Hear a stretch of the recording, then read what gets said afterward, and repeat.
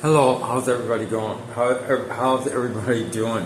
This is Pierre Dur, and this is going to be being, I think it's number 7, being ex-Jehovah Witness.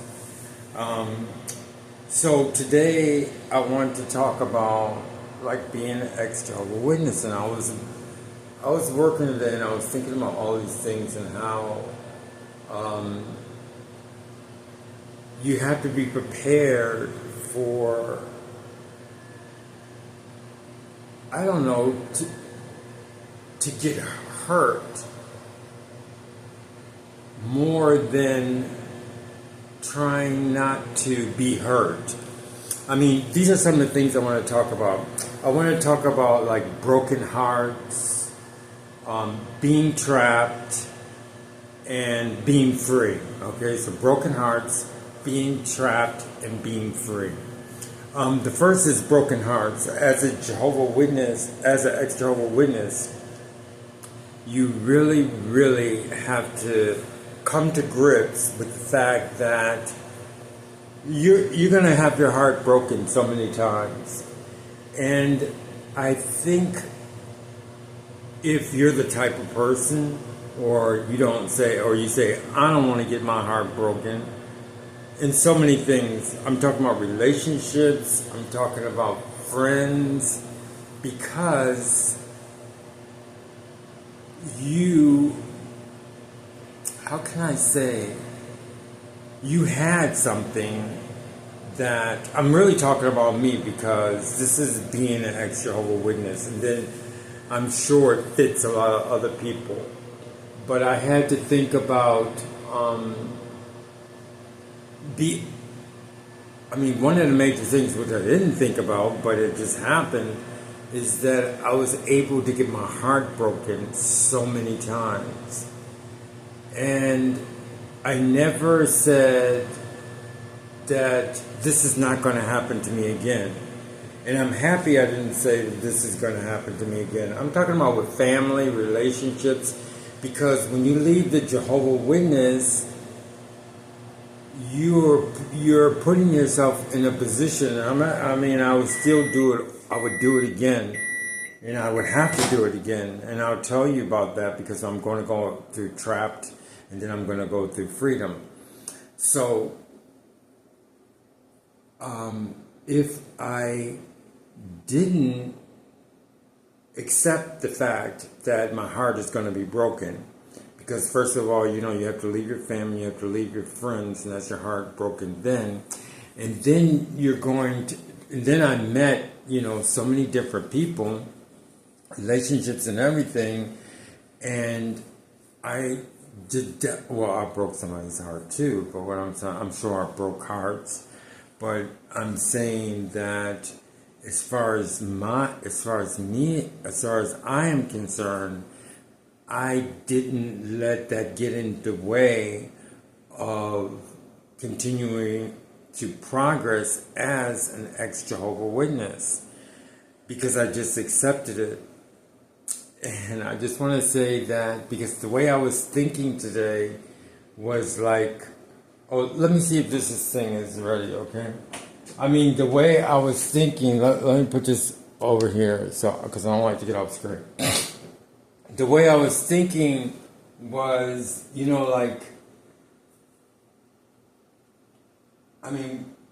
why didn't I make it to where I'm eating, just so I don't want to,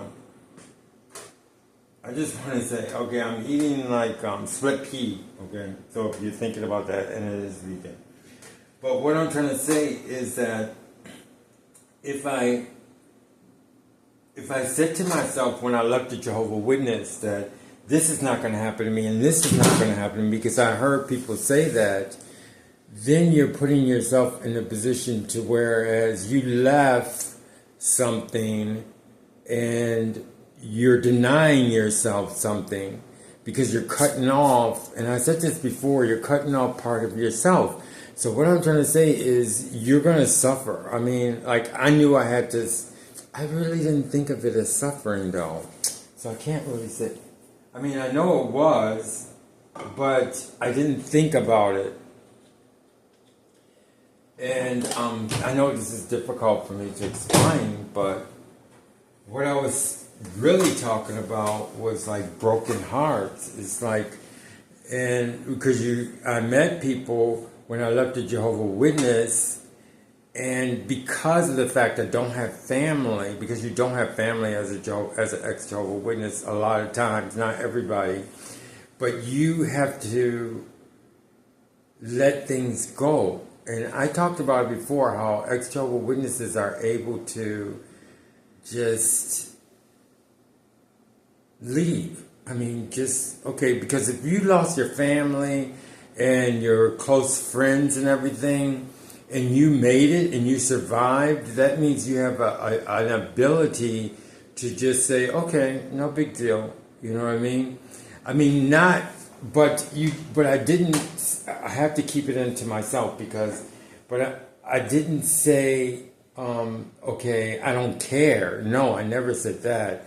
What I'm saying is that you let it be. I mean, let it be. You let things happen. I let things happen. I mean, I'm wobbling now because I'm talking about myself and I'm trying to say it relates to all ex-Jehovah Witnesses, but I can't say that. So I'm pretty much trying to keep it to myself, trying to keep it on myself. But I'm saying that. Well, let me put this on again. But I'm saying that it's so weird. I gotta express this. What I'm saying is that I didn't know. No, I didn't know that I was going to go through all the problems that I went through. But I went through all of the problems, and I got my heart broken so many times, but I just let it break. I mean, I let it break, and I let it break, and I let it break. Even I had friends, and the friends are going to have family, they're going to have connections, because they weren't ex-Jehovah Witnesses. I mean, they have their families, they have this, they have that. And I'm happy for so many things, the people that I met. But what I'm trying to say is that I just keep going. You just got to keep going. And it doesn't really have an effect on you as an ex-Jehovah Witness. And I know your friend, I know, I got to keep it on myself. So I know that a lot of friends that I had, some of them might say that I'm very hardcore, but it's not that I'm hardcore, but I know an ex-Jehovah Witness would understand that it's not that I'm hardcore, it's just that I've learned as an ex-Jehovah Witness that things are not going to be easy. I mean, things are not easy. But, and this is going to tie into the next point, which is like being, I was in a place as a Jehovah Witness, I was trapped. And I couldn't do a lot of things that I wanted to do in my mind. And as an ex-Jehovah Witness, I could see that I was able to I wasn't trapped. I could do the things that I wanted to do. Although there's a lot of obstacles, you still know that you're making your own way. You get your opportunities, and when you get the opportunities, you take full advantage of the opportunities. And to close, as far as broken hearts and everything concerned, is that I made up my ability to be able to rebound. I mean, not rebound or refresh myself, or to continually go. Even though, you get the broken hearts, you have friends, and then they go and they come, And you have to make a new life for yourself a lot of times. I had to make a new life for myself all the time as an ex-Jehovah Witness. And now I can say to other people, it's just that when you're ex-Jehovah Witness, and I know a lot of people, a lot of ex-Jehovah Witnesses will understand, is that you know that you were trapped and you're not trapped anymore. So when you're not trapped, you don't take it for granted. It's like, okay, like when you come out of the Jehovah Witness and you meet all these people who pretty much take for granted that they're not trapped. They want to do this, they want to do this, they want to do that, but they never, which is good, they never seen themselves to where they couldn't do this and they couldn't do that and they couldn't do that. But as an ex-Jehovah Witness, I could see that. Okay, so when I did have my friends, I had my relationships, and I saw myself as someone who wasn't trapped, you know, if you're understanding what I'm talking about. But the ending one is going to explain a lot of things because I have to do it in sections. So the first one is, I'm saying that I have to say me because it's being ex-Jehovah Witness, okay? So I didn't make myself to be callous. I mean, I'm not callous. Like, maybe some friends that I had thought I was callous because I was able to adapt without their help when I wanted to, when each relationship was over. And I'm not just talking about love relationship, I'm talking about friends relationship too. I was able to move on, okay? But I think I could do it freely because I didn't put those things in my mind saying, nobody's going to hurt me, nobody's going to do this to me, nobody's going to do that to me. So that's the number one point I want to say, is that you can't make yourself, when you become an ex-Jehovah Witness, like some people are going to, you can't make yourself and say, this is not going to happen to me, this is not going to happen to me. You got to put your trust in God, and maybe He wants things to happen to you, or this to happen to you, or that to happen to you. And there's this one experience with the Mormons that I want to say. I think that's going to put this next topic, is what I'm saying, is like being trapped. And I had a YouTube about the Mormons. I put it down. It's about something about the Mormons. I talked to them. I would talk to them all the time in my life, but the last time I talked to them, I put it on a YouTube, and they were supposed to call me on Friday. But I didn't explain to you what happened. So now I'm finished with the broken hearts. The only thing I wanted to say with the broken hearts was, I had my just like everybody else has their hearts broken, but they still have their family, they still have connections, they still have their life, you know. But as an ex-Jehovah Witness, when you get your heart broken, you don't have anything. You have to cherish the fact that you're not trapped anymore. So now I'm going into trap. Now, when I was talking to this, and sometimes, like, it was hard for me to express that, but that's why I don't use notes, because a lot of things that I said, you can kind of see where I'm coming from. You know what I mean? It's more, conversation to me is not just words, it's not just relating specific things, but it's showing you emotion and how I felt, okay? Because I explained to you in the beginning of this YouTube how I felt. So, I mean, I wasn't able to put it in such a beautiful way, but yet I put it out there for you. Now I'm going into trapped. That one's a little bit better. Okay, trapped is what I want to say is that when I talk to the Mormons, and I told you this last YouTube is not too long ago, maybe like 3 months ago, but now time goes by really fast. When I talk to the Mormons, I noticed there's one thing. I mean, I've been talking to them for years, over 30 years. I mean, they always talk to me all the time. I had something special for them, you know what I mean? But it's funny, I did have a bad experience with their hotels, but I'll tell you that in another thing. Because I used to work for the hotels. I don't know why in the world they would stress that they're Mormons with the Marriott. I mean, I wouldn't do it.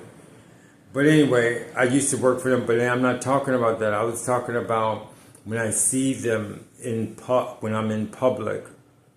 And the last time I told you, I was sitting down and they came and talked to me. They were very young. And I asked them questions, but there was one guy that was really, really different. Now I'm talking about being trapped. And I'm giving you this example of how we were. It helped me see how we were trapped, but they're not as trapped as Jehovah Witness. I just know that. So, I was talking to them, and one of them said, it was up to me to keep, preaching like they did. And he says, I really prayed to, let me get this thing. He said, I really prayed to God about staying. And I was like, and I got an answer, and I'm supposed to stay, which I believed him. And I really do believe that he spoke to God. So that showed me that they have at least more freedom than the Jehovah Witnesses, because they have a lot of restrictions, things that they have to do, but they still have a little bit more of their mind, because he was able to tell me that you got a lot of things correct, but that's the thing that I gathered from this conversation. I'm talking about the conversation because I was able to. It wasn't personal, because the thing about it is they said they were going to call me on Monday. They would call me on Tuesday, and I was working, and I would answer. And as I already told you, the only day I get off is Monday. So call me on Monday. They did it twice. And they know that I'm at work. So they did it twice. So that's not a good point for them. That's up to them. It doesn't make me any difference. But the guy that I was talking to, he was really sincerely had a relationship with God. But that's what it is.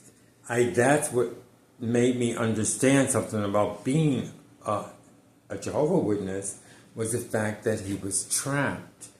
And it was just like, he's in that position, and God, he has a relationship with God, but in order to really have a strong relationship with God, you can't be trapped. And what I mean by trapped is that, I'm not saying it's bad or good, I'm just saying he has a lot of, restrictions because of their religion. Because, yes, I do believe that he talked to God, because he told me honestly that it was just like perfect. And he said, and God told me to stay, which I really do believe. But that's between him and God. That's between him and God. Why? But I'm almost sure some things. Otherwise, he would have never even met me. But I was happy that he met me, because of the fact that he showed me that what it was to be trapped. And he had all this freedom and a relationship with God, but yet he was trapped. He's still trapped. And which leads me to another point too. When I was thinking about this YouTube, I was saying, it's funny how God lets you find your own way. So maybe God is letting him find his own way, but he has to keep communicating with him. And I gave him my YouTube, but he said that he wouldn't be able to look at the YouTube until June. I mean, and this was like 2 months ago, maybe like 2 or 3 months ago. So he can't look. That's another thing that I knew that they're not as trapped as Jehovah Witnesses, because they're able to. He has to wait, and the other one had to wait for a year before he could look at my YouTube. So that was kind of cute, but it was still strange.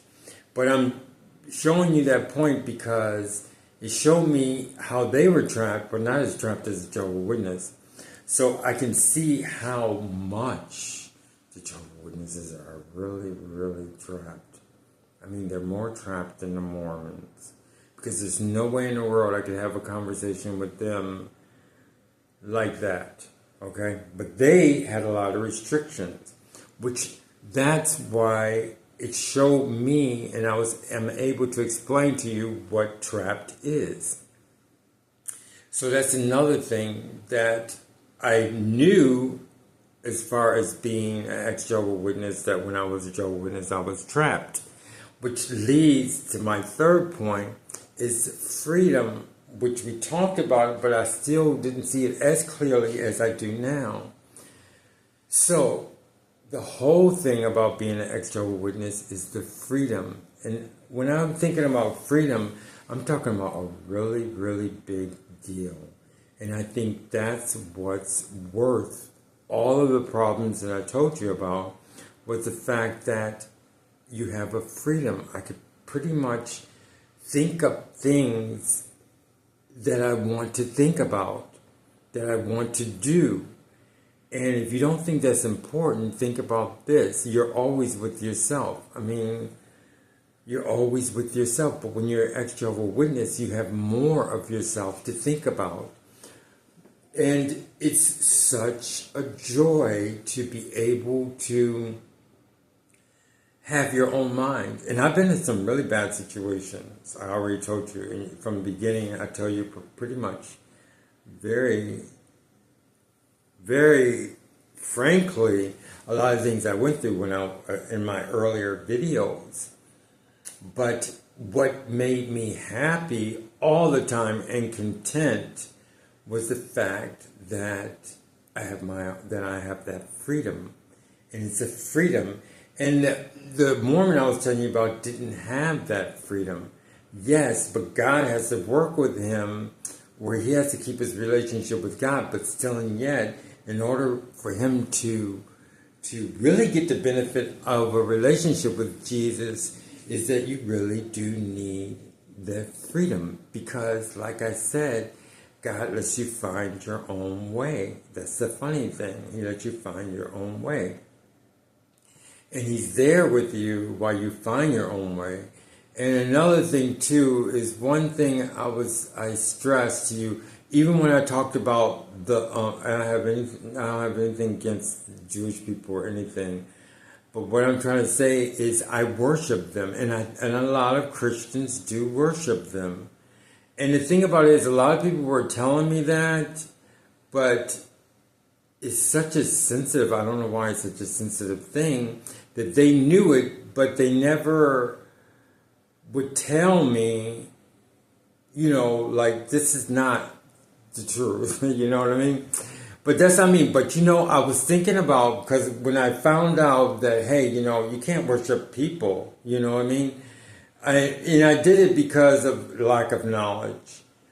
But what I'm trying to say is, God never told me that, but he let me find my own way. And the funny thing about it is, I never talked to it about, the weird thing is, the reason why I know that I'm in the right direction, because I never talked to him about that.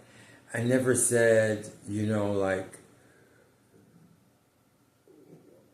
I did kind of, because I was wondering, I would always say like, like the Jewish people can talk directly to God. And I would always say that. And I always thought that, God treated them differently. I always did. And he wouldn't say anything. I think, like I said, some things are so big that he can't just like tell you directly because it's such a big subject. You know what I mean? So I think he led me in the right direction to show me this way, this way, this way. And he did it in a very nice way, not in a very mean way, or not in to say that, oh, these people are bad or anything, but in a way that's so nice, that's nice to everybody. It's just so unique. And I would never be able to do it without the freedom. So I'll cover 3 points. It's like broken hearts. A lot of things was hard for me to say broken hearts because I don't want to talk about relationships. I mean, everybody knows. Some people know me so much because they did all my videos. And there's some things I don't want to talk about so freely. Maybe as time goes on, I'll be able to talk more freely about, my personal life, which I really don't mind because, I mean, everything's in my videos, but I don't like express everything all the time. So that one was hard for me to talk about, but I am aware of broken hearts. I don't mind having a broken heart. Not that I'm looking for my heart to be broken. Thank God I don't want that. But I'm saying I never made myself hard because I've had broken hearts. So I covered the broken hearts. And not just that, but I'm talking about with friends and everything and things that happen in life. As an ex-Jehovah Witness, I know that your heart's going to be broken so many times. And that leads me, because I got Saturdays free now, and I remember I told you there's this Jehovah Witness, ex-Jehovah Witness get together always on Saturday, and I was never able to go on Saturday. And now I can go this Saturday. And it was funny because I knew I couldn't go so many times, and I wrote him, and they stopped giving me some, inviting me. And I said, please, don't stop inviting me. Please don't stop inviting me because that was like a broken heart to me. No, just keep going. It's funny. And then it's just funny how ex-Jehovah Witnesses are. But anyway, I love them very much. They're my family, of course, your brothers and sisters. Okay, so Saturday I am planning to go there. They didn't break my heart. And they started sending me, they kept sending me Saturdays, inviting me Saturdays. So I hope they're still doing it. So I did the broken heart. Number 2 was being trapped. And I thought about it exclusively. Before I would talk about things, but I didn't see it precisely as being trapped until I saw it in front of my face with this Mormon guy I was talking about, and how he had a relationship with God, but he is trapped in a way. It's not a bad trap, but I'm sure he'll find his way. He was really seriously, I know that he had a relationship with God, but it let me see that the Jehovah Witnesses are, if he's trapped, they're in the dungeon. I am so serious. They couldn't talk, the Jehovah Witnesses couldn't talk about 90% of the things that he talked about freely. They don't even know where it's at. So they're really on the bottom. I'm serious as far as being trapped. And then we went to the freedom. And the freedom is the most important thing. Because everybody's talking about freedom this and freedom that. But as an ex-Jehovah Witness, you can see what freedom is. And the first thing that freedom is being able to understand yourself and learn about yourself and have a freedom of thought. And it may sound funny, but when you're a Jehovah Witness, you don't even know what it means. But when you look back as an ex-Jehovah Witness, you can actually see how free you are. And I told you I had so many problems, but I kept going. Some of the jobs I had was terrible. Sometimes there's so many times, I'm not going to, that's another YouTube, but what I'm trying to say is things didn't bug me as much because I was thinking, I had my mind. It is so great. So anyway, that's it for my Number 7, being an ex-Jehovah Witness. I hope you all enjoyed it. I'll see you later. Bye-bye. Thank you.